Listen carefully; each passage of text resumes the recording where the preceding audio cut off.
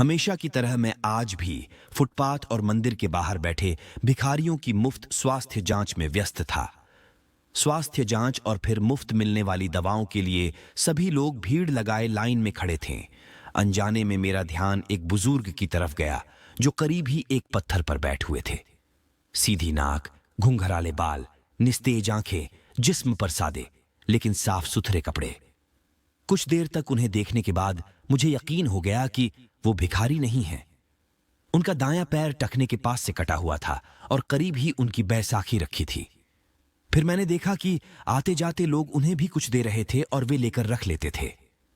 मैंने सोचा कि मेरा ही अंदाजा गलत था, वो बुजुर्ग भिखारी ही हैं।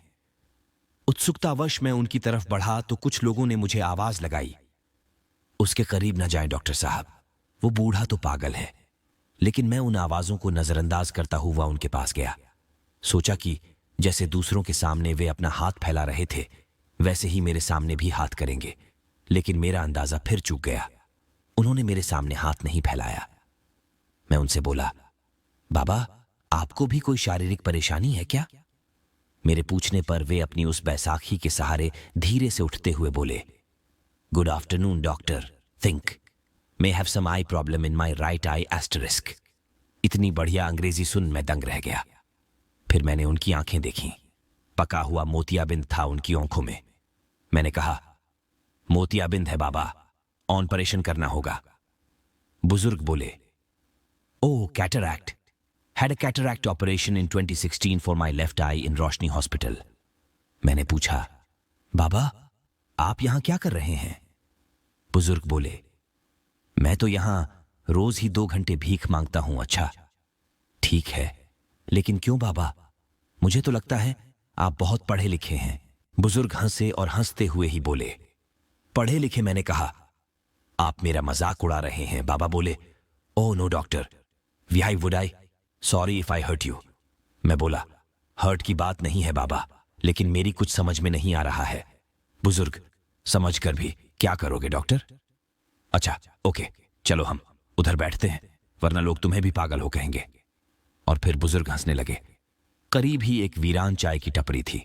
हम दोनों वहीं जाकर बैठ गए। Well I am mechanical engineer. मैं कंपनी में सीनियर मशीन ऑपरेटर था। एक नए ऑपरेटर को सिखाते हुए मेरा पैर मशीन में फंस गया था और यह बैसाखी हाथ में आ गई। कंपनी ने एक अच्छे हॉस्पिटल में मेरा इलाज करवाया और इलाज का सारा खर्चा कंपनी ने दिया और बाद में कुछ रकम मुझे और सौंपी और घर पर बैठा दिया, क्योंकि लंगड़े बैल को कौन काम पर रखता है सर। फिर मैंने उस पैसे से अपना ही एक छोटा सा वर्कशॉप डाला, अच्छा घर लिया। बेटा भी मैकेनिकल इंजीनियर है। वर्कशॉप को आगे बढ़ाकर उसने एक छोटी कंपनी और डाली। मैंने सोचा बाबा का अच्छा कारोबार है और भिख क्यों मांग रहे हैं। मैं चकराया, बोला, बाबा तो फिर आप यहां इस हालत में कैसे? बुजुर्ग, मैं किस्मत का शिकार हूं। बेटे ने अपना बिजनेस बढ़ाने के लिए कंपनी और घर दोनों बेच दिए। बेटे की तरक्की के लिए मैंने भी कुछ नहीं कहा। सब कुछ बेच बाच कर वो अपनी पत्नी और बच्चों के साथ अमेरिका चला गया और हम यहां रह गए। ऐसा कहकर बाबा हंसने लगे। हंसना भी इतना करुण हो सकता है, ये मैंने पहली बार अनुभव किया। फिर बोला, लेकिन बाबा आपके पास तो इतना हुनर है कि जहां लात मारे वहां पानी निकाल दें। अपने कटे हुए पैर की ओर ताकते बुजुर्ग बोले, लात? कहां और कैसे मारूं, बताओ मुझे। बाबा की बात सुन मैं खुद भी शर्मिंदा हो गया। मुझे खुद बहुत बुरा लगा। मुझे भी कुछ कहने से पहले सोच लेना चाहिए था, लेकिन मेरे कहने का कोई गलत मतलब नहीं था।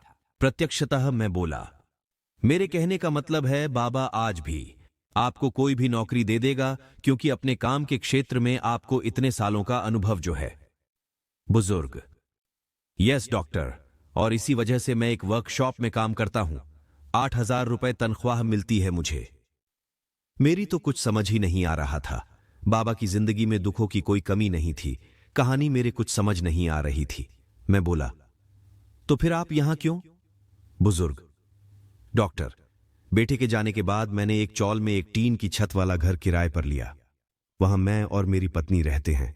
उसे पैरालिसिस है, उठ बैठ भी नहीं सकती। मैं 10 से 5 नौकरी करता हूं। शाम 5 से 7 इधर भीख मांगता हूं और फिर घर जाकर तीनों के लिए खाना बनाता हूं।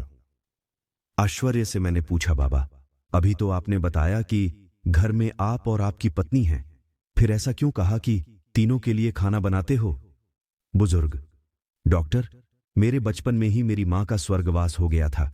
मेरा एक जिगरी दोस्त था, उसकी मां ने अपने बेटे जैसे ही मुझे भी पाला पोसा। 2 साल पहले मेरे उस जिगरी दोस्त की कैंसर से निधन से हो गया, तो उसकी 92 साल की मां को मैं अपने साथ अपने घर ले आया। तब से वो भी हमारे साथ ही रहती है। मैं अवाक रह गया। इन बाबा का तो खुद का भी हाल बुरा है। पत्नी अपंग है, खुद का एक पाव नहीं, घर बार भी नहीं। जो था वो बेटा बेचकर चला गया, और ये आज भी अपने मित्र की मां की देखभाल करते हैं। कैसे जीवट इंसान है ये। कुछ देर बाद मैंने सामान्य स्वर में पूछा, बाबा, बेटा आपको रास्ते पर ले आया, ठोकरें खाने को छोड़ गया, आपको गुस्सा नहीं आता उस पर? बुजुर्ग: नो नो डॉक्टर, अरे वो सब तो उसी के लिए कमाया था, जो उसी का था उसने ले लिया, इसमें उसकी गलती कहां है? लेकिन बाबा, मैं बोला, लेने का ये कौन सा तरीका हुआ भला? सब कुछ ले लिया, ये तो लूट हुई। अब आपके यहां भीख मांगने का कारण भी मेरी समझ में आ गया है बाबा। आपकी तनख्वाह के 8,000 रुपयों में आप तीनों का गुजारा नहीं हो पाता, इसीलिए आप यहां आते हो। बुजुर्ग: no, you are wrong doctor. 8,000 रुपए में मैं सब कुछ मैनेज कर लेता हूं, लेकिन मेरे मित्र की जो मां है, उन्हें डायबिटीज और ब्लड प्रेशर दोनों है। दोनों बीमारियों की दवाई चल रही है उनकी। बस 8,000 रुपए में उनकी दवाइयां मैनेज नहीं हो पाती। मैं 2 घंटे यहां बैठता हूं, लेकिन भीख में पैसों के अलावा कुछ भी स्वीकार नहीं करता।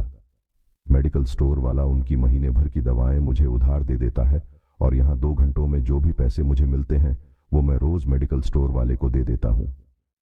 मैंने अपलक उन्हें देखा और सोचा, इन बाबा का खुद का बेटा इन्हें छोड़कर चला गया है और ये खुद किसी और की मां की देखभाल कर रहे हैं। मैंने बहुत कोशिश की, लेकिन खुद की आंखें भर आने से नहीं रोक पाया। भरे गले से मैंने फिर कहा, बाबा, किसी दूसरे की मां के लिए आप यहां रोज भीख मांगने आते हो? बुजुर्ग: दूसरे की? अरे, मेरे बचपन में उन्होंने बहुत कुछ किया मेरे लिए। अब मेरी बारी है। मैंने उन दोनों से कह रखा है कि 5 से 7 मुझे एक काम और मिला है। मैं मुस्कुराया और बोला, और अगर उन्हें पता लग गया कि 5 से 7 आप यहां भीख मांगते हो तो? बाबा बोले, वे मेरी हेल्प के बिना करवट तक नहीं बदल पाती, यहां कहां पता करने आएंगी? बाबा, अगर मैं आपकी मां जी को अपनी तरफ से नियमित दवाएं दूं तो ठीक रहेगा ना? फिर आपको भीख भी नहीं मांगनी पड़ेगी। बुजुर्ग: नो डॉक्टर, आप भिखारियों के लिए काम करते हैं। मां जी के लिए आप दवाएं देंगे तो मां जी भी तो भिखारी कहलाएंगी। मैं अभी समर्थ हूं डॉक्टर, उनका बेटा हूं मैं। मुझे कोई भिखारी कहे तो चलेगा, लेकिन उन्हें भिखारी कहलवाना मुझे मंजूर नहीं। ओके डॉक्टर, अब मैं चलता हूं। घर पहुंचकर अभी खाना भी बनाना है मुझे। मैंने निवेदन स्वरूप बाबा का हाथ अपने हाथ में लिया और बोला, बाबा, भिखारियों का डॉक्टर समझकर नहीं, बल्कि अपना बेटा समझकर मेरी दादी के लिए दवाएं स्वीकार कर लीजिए। अपना हाथ छुड़ाकर बाबा बोले, डॉक्टर, अब इस रिश्ते में मुझे मत बांधो प्लीज। एक गया है, हमें छोड़कर। आज मुझे स्वप्न दिखाकर कल तुम भी मुझे छोड़ गए तो अब सहन करने की मेरी ताकत नहीं रही। ऐसा कहकर बाबा ने अपनी बैसाखी संभाली और जाने लगे, और जाते हुए अपना एक हाथ मेरे सिर पर रखा और भर भराई ममता मरिए आवाज में बोले, अपना ध्यान रखना मेरे बच्चे।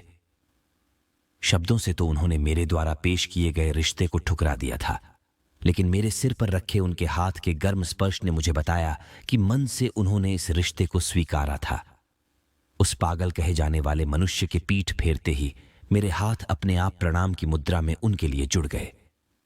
इन्हें देख मेरे दुख मुझे कम प्रतीत होने लगे और दुनिया को देखने का मेरा नजरिया ही बदल गया। ऐसी ही वीडियो के लिए चैनल को सब्सक्राइब और वीडियो को लाइक कर दीजिए।